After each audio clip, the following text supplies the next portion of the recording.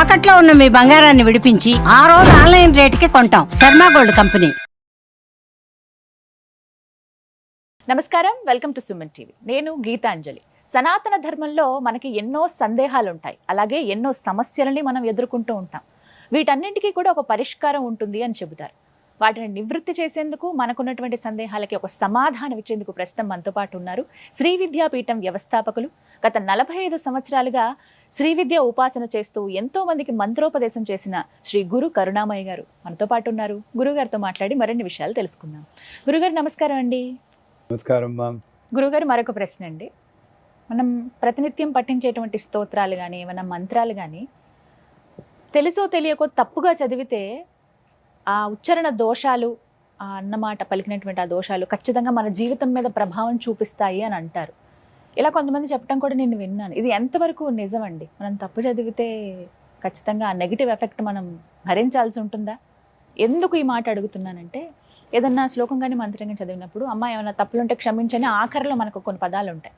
అమ్మాయి కదా క్షమించేస్తుందిలే అనే ఇది కూడా ఉంటుంది కదా, అయినా సరే నెగిటివ్ ఎఫెక్ట్ ఉంటుందా? ఈ కలియుగంలో ఇప్పటి కాలంలో అందరూ కన్ఫ్యూజ్ అయ్యేది ఇక్కడే.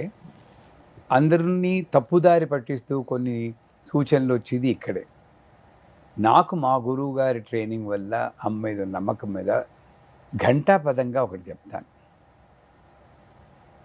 ఇప్పుడు ఈ ప్రశ్న అయినా ఈ సమాధానం అయినా అన్నీ పలికించేది ఆవిడే. మనం పోతన వారి శ్లోకం కూడా ఉంది, పలికిడు అడుగు హుండట అని. ఇవన్నీ తెలిసిన వాళ్ళమే అందరూ కూడా. మీరన్నట్లు ఎంత గొప్ప పండితుడైనా ఆవిడ తలుచుకుంటే నాలిక మడతేసి తప్పు చదివించగలదు. ఎక్కడ ఆపకూడదో అక్కడ ఆపి, ఎక్కడ ఆపాలో అక్కడ ఆపకుండా ఊపిరి పీల్చుకోవడానికి ఆపుతాడు. లక్ష్మీ మొదలు అలక్ష్మీ అని వస్తుంది. అంటే నువ్వు అడిగే ఒక దాన్ని ఇచ్చేస్తుందా అంటే, మీ అబ్బాయే ఉన్నారనుకోండి, ఫినాయిల్ తాగుతానమ్మా, ఆయిల్ తాగుతాను ఇమ్మని అడగడం బదులు ఫినాయిల్ తాగుతానని ఇమ్మని అడిగితే మీరు ఫినాయిల్ ఇస్తారా? తప్పునన్నా అది ఆయిల్ అంటారు, అది ఆయిల్ ఇస్తాం. ఫినాయిల్ అన్నారు కదా, ఫినాయిల్ ఇస్తాం. మామూలు హ్యూమన్ ఫిజికల్ మదరే అలా చేయనప్పుడు జగన్మాత ఎలా చేస్తుంది? అతడెవడో కుంభకర్ణుడు నాకు చావు రాకుండా ఉండాలి, ఆ శక్తి పెట్టుకుని దేవతల్ని హింసించాలన్న దురుద్దేశంతో అన్నాడు కాబట్టి సరస్వతీదేవి నాలుక మడిచి చావు లేకుండా ఉన్నదానికి బదులు నిద్ర లేకుండా ఉండినట్లు మార్చింది ఆవిడ. అది కోరుకున్నాడుగా ఇచ్చింది. అది ఎవరు కోరుకున్నాడు, ఎవరిని ఎలా శిక్షించిందని మన రాక్షసులు కాదు, మనం కుంభకర్ణులు కావు, మన మామూలు ఉపాసకులం. ఎందుకు శిక్షిస్తుంది ఈవిడి? లలితా సహస్రమే ఉంది. లక్షరోమలతాధారత సమున్నేయ మధ్యమ. అక్కడ ఛందస్సును బ్రేక్ చేసి ఆధారత అన్న పదం వచ్చేటట్టు చేస్తే భావన ఉంటుంది. దుష్టు దూర దురాచార శమని దోషవద్దిత. దురాచారని శమని అక్కడ కలపాలి. కానీ సాధారణంగా ఛందస్సు మీద చేసి పాపం స్త్రీలు దుష్టు దూర దురాచార శమని దోషవద్దిత అని చదువుతారు. వాళ్ళకి తెలియదు.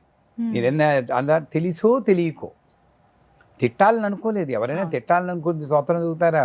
4 తిట్లు సెపరేట్గా చదువుతాం, కానీ దాని పెద్ద లలితాసనం చదివి తిట్టాలని అవసరం నాకు లేదు.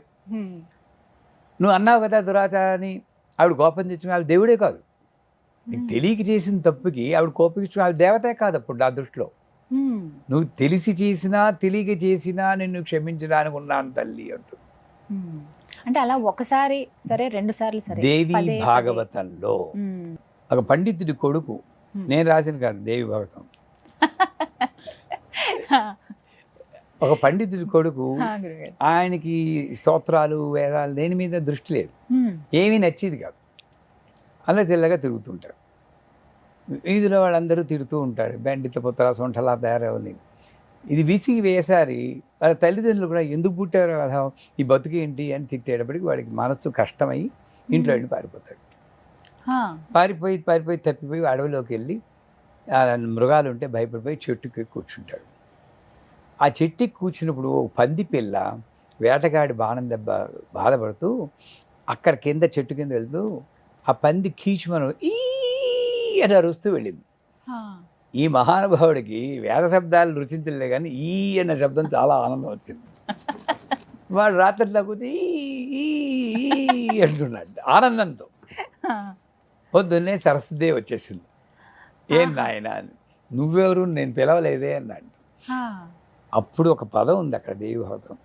తెలిసి చేసినా తెలియక చేసినా, అర్థమై చెప్పినా అర్థం లేకపోయి, ఇష్టముండి చేసినా ఇష్టం లేక చేసినా, తప్పుగా చెప్పినా ఒప్పుగా చెప్పినా నన్ను పిలిస్తే నేను వస్తాను. దీన్ని మార్చమనండి వాళ్ళు. ఈ అన్నది ఈ మన ఐం మన బీజాక్షరంలో కొంత భాగం కాబట్టి నేను వచ్చాను అన్నట్టు. అంత తార్కాణం ఉన్నప్పుడు నేను ఓకే తప్పు చదివేరనుకోండి, నువ్వు అలక్ష్యంగా చదువుతున్నావా, భక్తి పారస్యంలో అమ్మ నాకు తెలియదే, అందుకే ముందే చివరిలో కాదు, అమ్మ నాకు చదవాలనిపిస్తుంది, తెలియదే, నాకు నా నోటం సరిగ్గా ఇప్పటికీ నాకు డయాబెటిక్, మందులు వేసుకోవడం వల్ల 20 ఏళ్ళ నుండి నా నోట్లో కొన్ని పదాలు పలకవు. మరి నేను మంత్రం చదువుతున్నాను. ఒకవేళ ఆవిడ నన్ను శిక్షించడానికి వచ్చిందే అనుకోండి, నేను ఆవిడతో ఫైట్ చేస్తాను.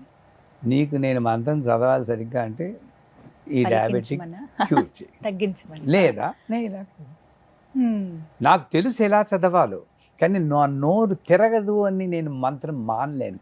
ఎందుకంటే ఊపిరితో సమానం నాకు మంత్రం. అందుచేత ఏ కెనడాలోనూ ఉన్న వాళ్ళకి మంత్రం తెలియకుండా వాళ్ళ ఆసక్తి ఇక్కడ ముఖ్యం ఏంటంటే, నేనేదో సంపాదించుకోవాలి, అతీంద్రియ శక్తులు సంపాదించుకోవాలి, ధనం సంపాదించుకోవాలని చేస్తుంటే సరిగ్గా చదవాలి. ఎంతగా చెప్పానే, మీ దగ్గర నాకు ఆబ్లిగేషన్ ఉందంటే మీకు బొకే పట్టుకెళ్ళాలి, అన్నీ చేయాలి. నాకు ప్రేమే ఉంది, అర్ధరాత్రి తలిపితే గీతాంతగా బాగున్నారా, చూడాలనిపించిందండి అంటారు. దానికి ఏమిటి వేళ ఏంటి, మీకు కోపం రాదు, ఎంత ప్రేమ ఉండి అర్ధరాత్రి వచ్చారు అంటారు. అదే ఇంట్లో కెనడాలో ఉన్న వాళ్ళు ఎవరికొండ నోరు తెరక్క దురాచార శమనీ దోషవద్యత అంటే, రే తప్పు చదువుతున్నారా అని ఆవిడ తల బాదుకుని నాలాంటి వాడిని కెనడా పంపిస్తుంది. అప్పుడు నా ద్వారా అమ్మాయి దురాచార కాదు, దురాచార శమని అని తరి చేయించుకునే బాధ్యత ఆవిడ. అంతేగాని దురాచార అన్నావు కదా అని ఆవిడ ఏ మాత్రం శిక్షించదమ్మా, మన రాక్షసులు కాదు. ఇంకొక ముఖ్య విషయం చెప్తా, అసలే మన హిందూ మతం అన్యమతం వాళ్ళ చేత ఆక్రమింపబడి ఏదో రకంగా ఊగిసలాడుతుంది. ఉన్న వాళ్ళని చదవనివ్వకుండా, దీక్ష లేకుండా నువ్వు చదవకూడదు, శ్రీచక్రం ఇంట్లో పెట్టుకోకూడదు, ఇలా చదివితే అన్ని కష్టాలే వస్తాయి అంటే మామూలు వాడు ఎందుకు రిస్క్ తీసుకుంటాడు తల్లి, నాకెందుకు వచ్చింది, ఏం చదివితే ఏం వస్తుందో, దానివల్ల మామూలుగా ఉంటే చాలు, అక్కడికి వెళ్తే ఏం చెప్పక్కర్లేదు, ఒకసారి నాన్న పెట్టుకుంటే బోల్డ్ వస్తూ ఉంటుంది అని అలా వెళ్తున్నారు. దీనికి కారణం కూడా మనం అవుతాం. ఏం చదవాలో చెప్పమనండి, పోనీ ఇలా చదవకూడదని ఎలా చదవాలో చెప్తూ ఒక వీడియోలు పెట్టమనండి. ఈ రోజుల్లో లలితా సహస్రం మీరు నమ్మరు కానీ, ఒక్క చెల్లకర్రె బ్రదర్స్, సామవేదం, షణ్ముఖ శర్మ ఇలాంటి మహానుభావులు ఏ కొద్ది మందో చదివిన లలితా సహస్రం తప్పితే గొప్ప గొప్ప సంగీత కళాకారులు చదివిన లలితా సహస్రం కూడా తప్పులుగా ఉంది. పేర్లు అనవసరం. మరి వాళ్ళందరూ పడిపోవాలే, ఇక్కడే ఉన్నారు వాళ్ళందరూ అతి గొప్ప కళాకారులు, అందరూ వింటున్నారు, వాళ్ళ ఇళ్ళల్లో కూడా ప్లే చేస్తున్నారు. వాళ్ళ ఇళ్ళు బాగాలే ఉన్నాయే, మరి వాళ్ళకి ఏమవలేదు. అందుచేత నేను గమనించాల్సింది ఏమిటంటే, తప్ప ఒప్ప ముఖ్యం కాదు, ఏ భావంతో చదువుతున్నావు. నేను అనంతనుమతి చంపేస్తాను రా అన్నా అనుకోండి, అది అక్కడ ప్రేమ ఉందా కోపం ఉందా? ప్రేమ ఉంది కదా, నేను చంపేస్తానన్నాను, నీకు కోపం రాలేదు అంటే నాకు భావన ముఖ్యం. నాకు తెలియకనే చిన్నప్పుడు ఆ పిల్ల 5 ఏళ్ల వరకు తత్త మమ్మ తప్ప పప్ప అంటే నేను అమ్మానాలని కొట్టేస్తావా, ఎంత ముద్దుగా ఉంటుందో ఉంటుంది. మనం బొక్కీత నూతీత అనేవాడు మా అన్నయ్య గారు అబ్బాయి. బొక్కీత అంటే బొద్దింక, నూతీత అంటే బిచ్చు అంటే సబ్బు. ఎలాగోలని అర్థం చేసుకుంటాను కానీ వాడు రాదు అని చెప్పేసి వాడిని కొట్టలేదు కదా. అలాగే నాకు రాదు. మీరన్నట్లు మంత్రహీనం, క్రియాహీనం, భక్తిహీనం అది తీసేయండి, పోనీ పర్ఫెక్ట్గా చదవాలి కదా, తీసేయండి. లలితా సహస్రం కాదు, శ్రీ సూక్తంలో కావాలనే ఉంటాయి. అలక్ష్మీర్ నాశయామ్యహం అభూతిం అసమృద్ధింత సర్వా నిన్నదే మే గృహాత్. ఆ అన్నది పలకుండా అక్కడ కట్టయిందంటే సమృద్ధింత సర్వ అంటే నా సమృద్ధిని తీసేయి. మరి ఎంతమంది చదువుతారు? గుళ్ళల్లో పురోహితులు కూడా చదువుతున్నారు, వాళ్ళందరూ బాగానే ఉన్నారు కదా. నువ్వు భక్తితో చదువుతున్నప్పుడు, ప్రేమతో చదువుతున్నప్పుడు, ఒకవేళ తప్పు జరిగినా ముందుకు వెనక కూడా తప్పు జరిగితే క్షమించమ్మా అన్నప్పుడు ఆవిడే నీ చేత కరెక్ట్ చేయించుకుంటుంది. కానీ నిన్ను ఎట్టి పరిస్థితుల్లో శిక్షించదు. అందరూ కూడా ఏ భయం లేకుండా ప్రేమతో భక్తితో చదవచ్చు.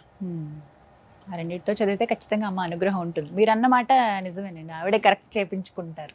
ఏదో ఒక రూపంలో వచ్చి ఇలా చదవాలను ఇలా అని చెప్తారు. ఎవరైనా పఠించవచ్చా అండి లలితా సహస్రనామం? భక్తి ప్రేమ ఉన్నవాడు ఎవరైనా పఠించవచ్చు. ఎవరైనా అంటే అదేపోయినా ఏ ఉద్దేశంతో, అతీంద్రియ శక్తుల కోసము లేదా బోర్డు డబ్బు అలాంటప్పుడు మరి నువ్వు సరిగ్గానే చదవాలి. బీజాక్షరాలు ఇవన్నీ ఆ మంత్రాలు జోలికి వెళ్లకుండా, ఇందాక ఒకసారి చెప్పుకున్నాం శరవణ భవ అని, అలాంటి చిన్న చిన్న మంత్రాలు చెప్పుకోండి, ప్రేమతో చెప్పుకోండి.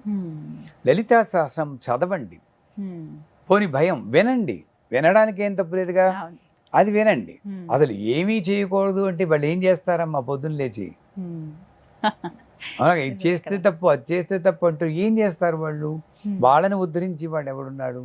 అంచేతే భయం ఉన్న చోట భక్తి ఉండదు, భక్తి ఉన్న చోట భయం ఉండదు. You are the choice. భక్తి కావాలి మాకు, భయాన్ని వదిలేస్తాం. చక్కగా వివరించారు గురుగారు, ఎన్నో సందేహాలు అన్నింటినీ నివృత్తి చేశారు. ధన్యవాదాలండి. నమస్కారం.